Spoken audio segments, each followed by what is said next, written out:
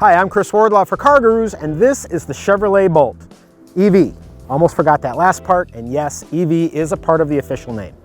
Anyway, this little car is one of the most important vehicles of the decade. Why is that? Well, it's the first affordable long-range electric vehicle you can buy. And by affordable, I mean it costs $37,495 before you apply a federal tax credit or any state incentives. And by long range, I mean it's got an EPA estimated 238 miles of travel between stops at electrical outlets. Sounds pretty good, doesn't it? It is. Let's go for a drive and I'll explain why. When you buy or lease a Bolt EV, you choose between LT and Premier trim. The Premier model costs an extra $4,285, and my test car has this upgrade. It adds leather seats, heated front seats, leather wrapped and heated steering wheel. It's got cosmetic improvements and several technology enhancements. All told, my test car sticker price was $43,510. Now personally, I'd probably just go ahead and skip the Premier trim and I'd get the cheaper LT with the 2 option packages and DC fast charging capability. So equipped, the car would cost $39,295. Now after you factor in the federal tax credit, the price drops to $31,795, and since I live in California, I'm eligible for an additional $2,500 in rebates, bringing my dream Bolt to $29,295. Now granted, that is more than a similar sized gas burning car would cost.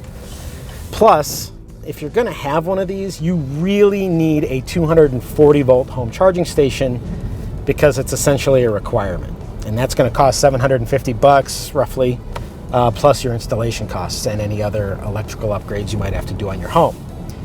But come on, we're talking Tesla style range here at Chevy style prices, and that's a game changer.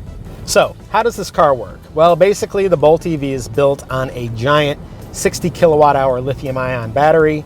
It's located underneath the car's floor, and this huge battery is what provides the estimated 238 miles of range, and it's why the Bolt EV sits up high like a crossover SUV.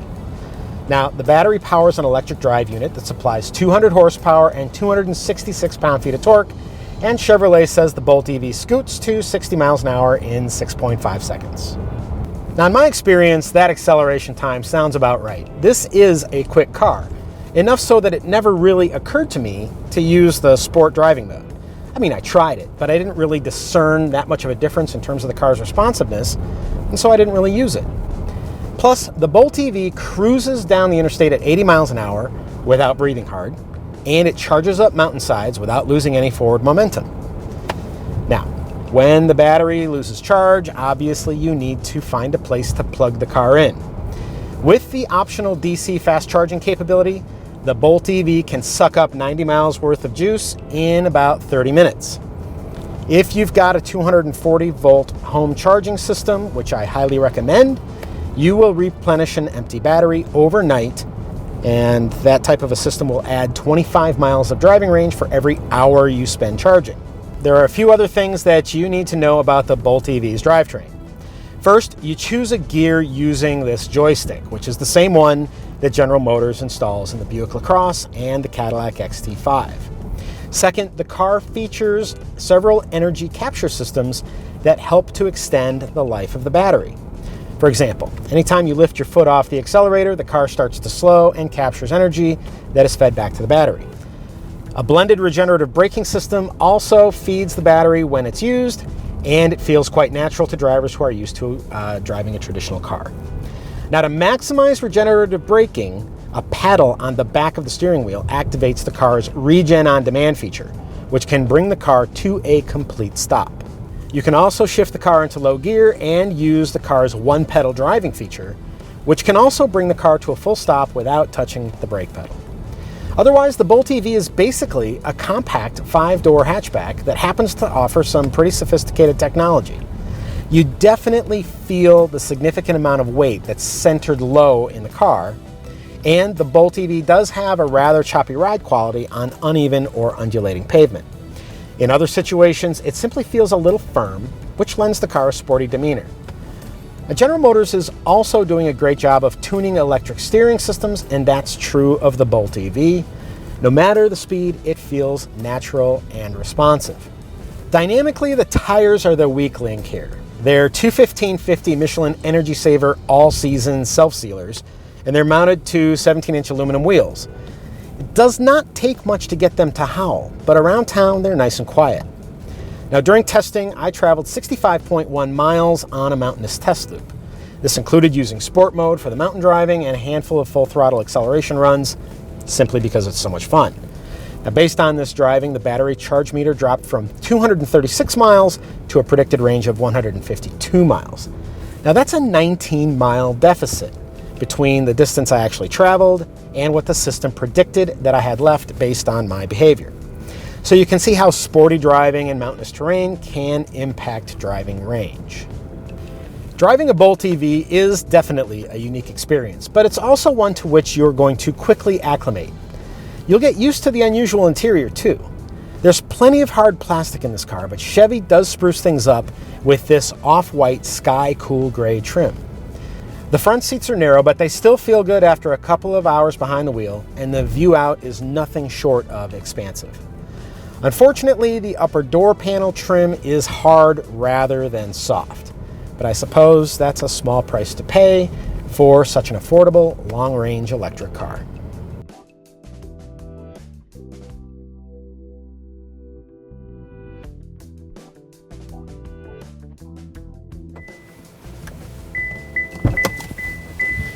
Now, the Bolt's definitely a small car, but it's really roomy inside, and I'm going to show you what I'm talking about here.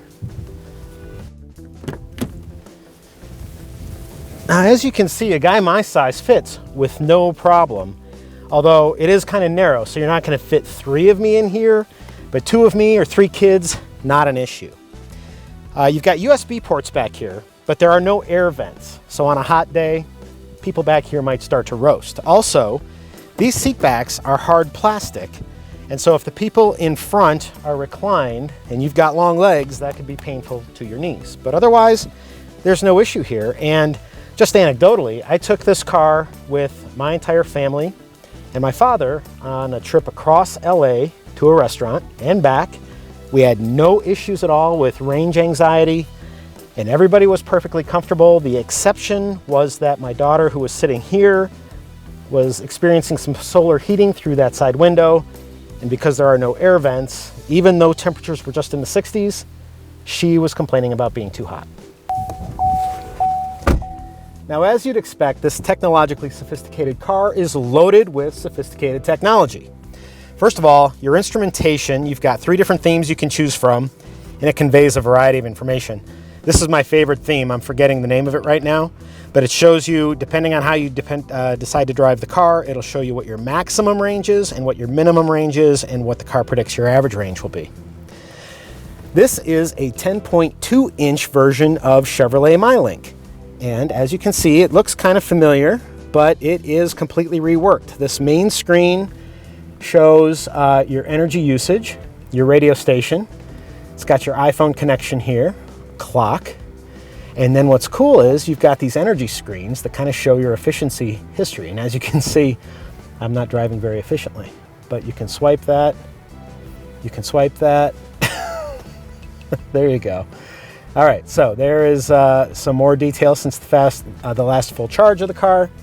And then there is my energy usage score. And this has remained pretty consistent the entire time I've had the car. The climate settings have really been chewing into energy usage. Otherwise, I'm fairly average. Now, Mylink includes a lot of great features. One of my favorites, of course, is Teen Driver technology, which I think is in the settings menu. Yes, it's right there. Teen Driver is a new GM technology that kind of monitors your teenager while they're away from home with the car and spits out a report, and then you can tell how the car was driven and used. Mylink, of course, comes with a 4G LTE Wi-Fi connection. You've got Onstar Services. These are extra cost subscription services after the first 3 months of ownership. It's got a really nice Bose stereo in here. Apple CarPlay, Android Auto. What you don't have, and this is the top of the line model, what you don't have is embedded navigation.